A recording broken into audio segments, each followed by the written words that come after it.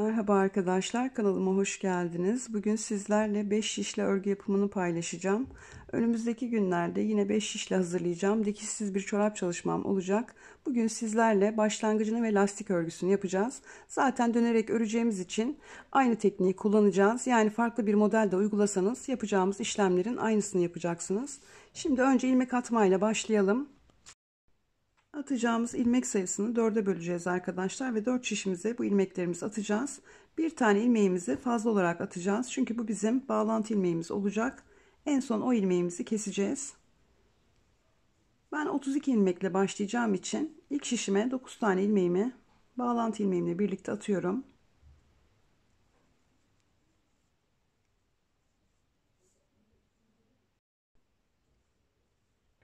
Artık 8'er ilmek atarak devam edeceğim. Şişim bu şekilde alt tarafta. 8 tane ilmekte ikinci şişime atıyorum.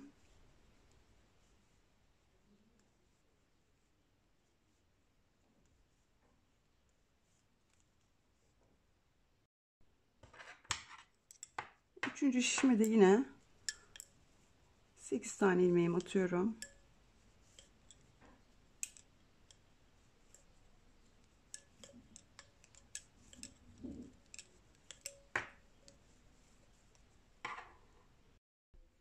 Son şişime de yine 8 tane ilmeğimi atacağım.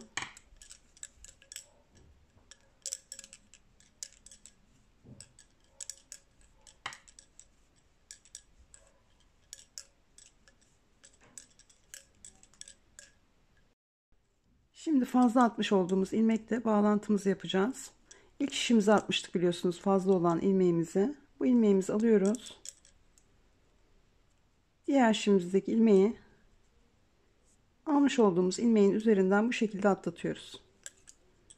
Buradaki ipimizi biraz çekiyoruz. İlmeklerimizi attık. 5. şişimizle bir düz bir ters lastik örgü olarak devam edeceğiz.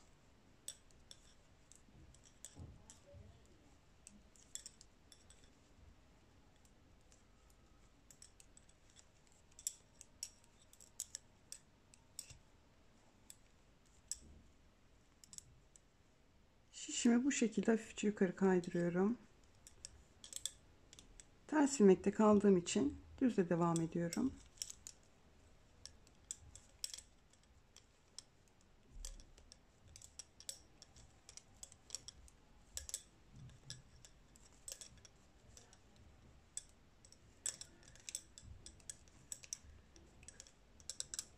Şişimi kaydırıyorum.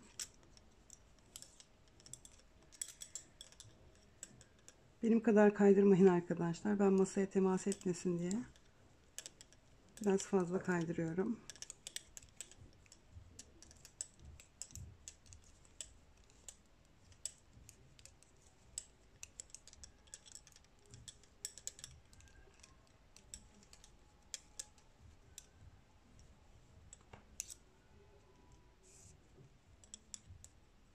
Terste kaldığım için yine düzle devam ediyorum.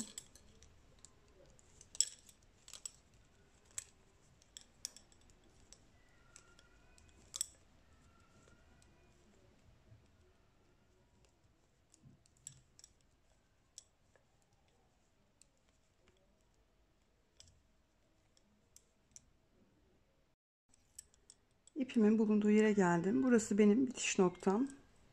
Şimdi ikinci sıramla devam ediyorum. Düz ilmeklerimi düz, ters ilmeklerimi ters olarak öreceğim.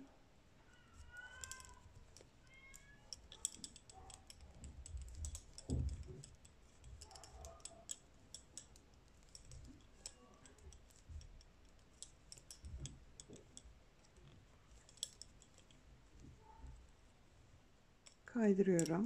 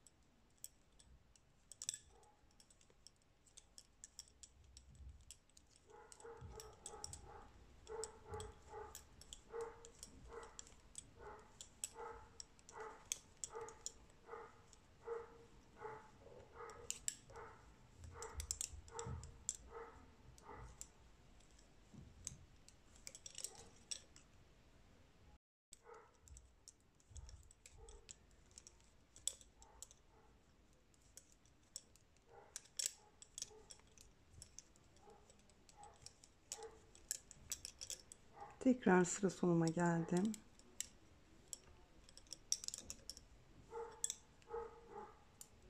Ve aynı şekilde devam ediyorum. Düzlerin üzerine düz, terslerin üzerine ters olarak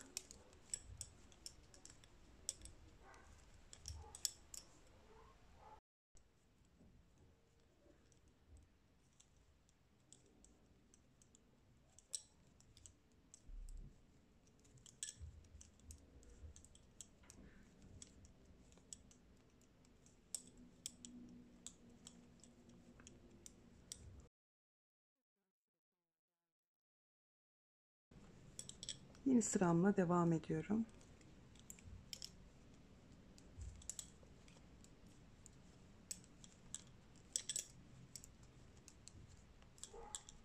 Bu şekilde dönerek öreceğiz arkadaşlar.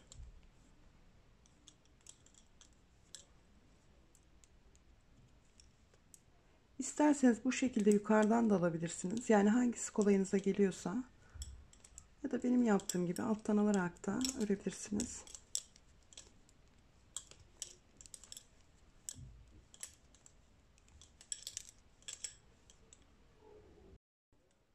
Birkaç kere de yukarıdan yapalım arkadaşlar. Siz dediğim gibi hangisi kolay geliyorsa bu şekilde yapabilirsiniz.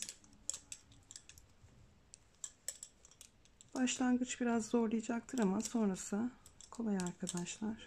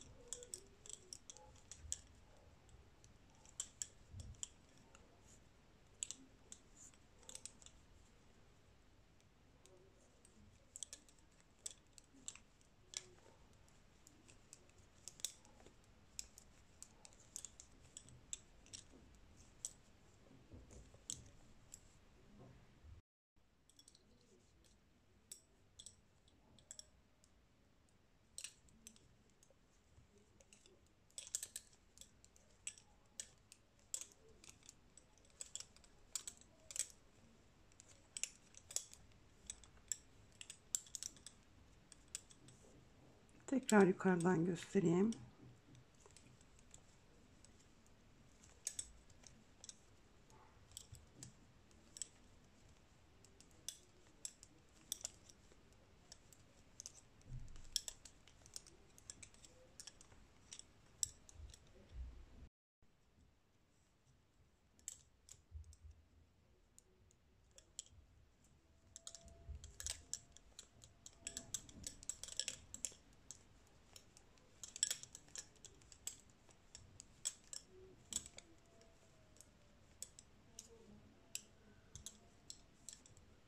Bu da alttan arkadaşlar.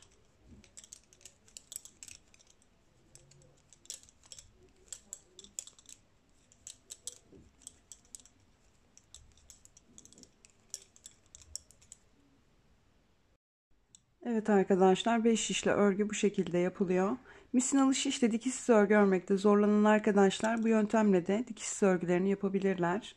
Umarım faydalı bir video olmuştur. Umarım beğenmişsinizdir. Bir sonraki videoda görüşmek üzere.